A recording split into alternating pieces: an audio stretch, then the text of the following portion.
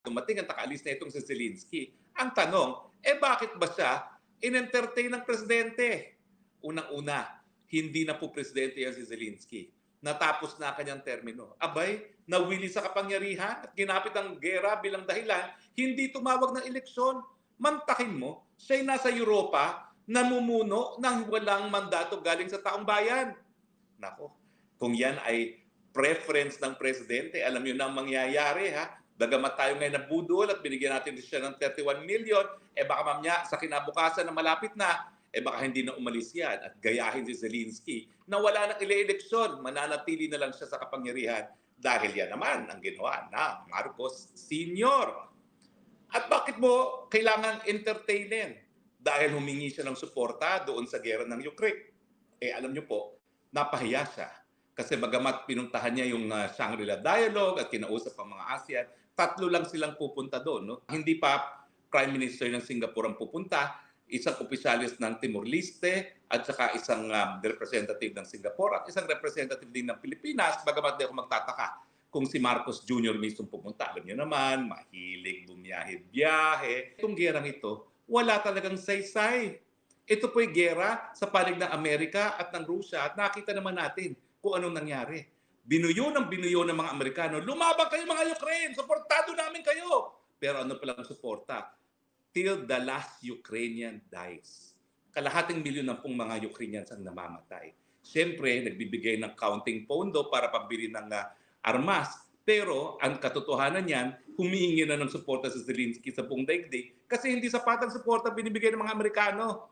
Magaling mambuyo, pero napakababaw naman ang bulsa.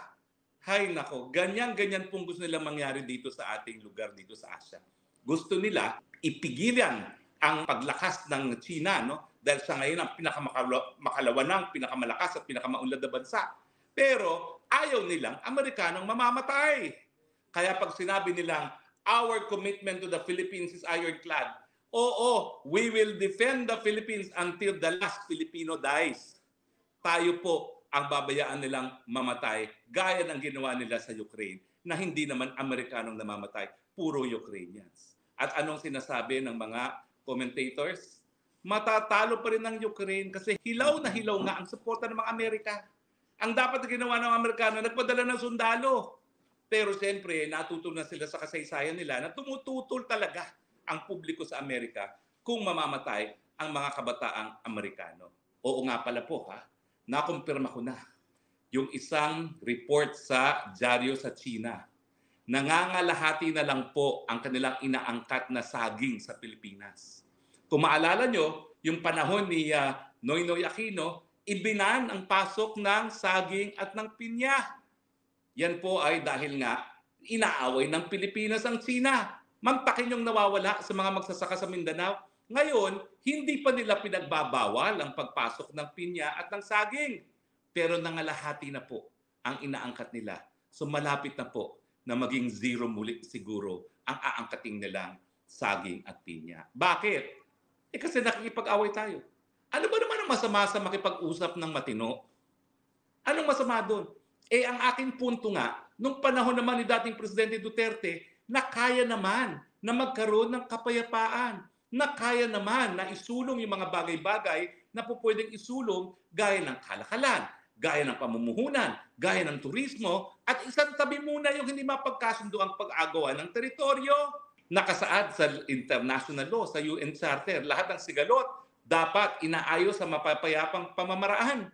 At nasa saligang batas natin, we renounce war as an instrument of our foreign policy. Pinagbabawal po ang paggera. Yan po ay krimen na tinatawag aggression. Bakit napaka-war freak natin na parang ang yabang-yabang natin na parang mananalo naman tayo? Samantalang nagsimula lang bumili ng mga bagong barko at eroplano sa panahon ni dating Presidente Duterte at kakaunti lang yan. Wala po talagang laban yan sa sandamukal na armas, eroplano, barko ng China. Kaya maganda po yung isang cartoon ni Pusang Gala. Sabi ni Zelensky kay PBBM, it's your turn, bro. Ikaw naman ang magpagamit sa Amerika. Ikaw naman ang pumayag na mamatay ang iyong mga kapwa Pilipino. Wag naman po.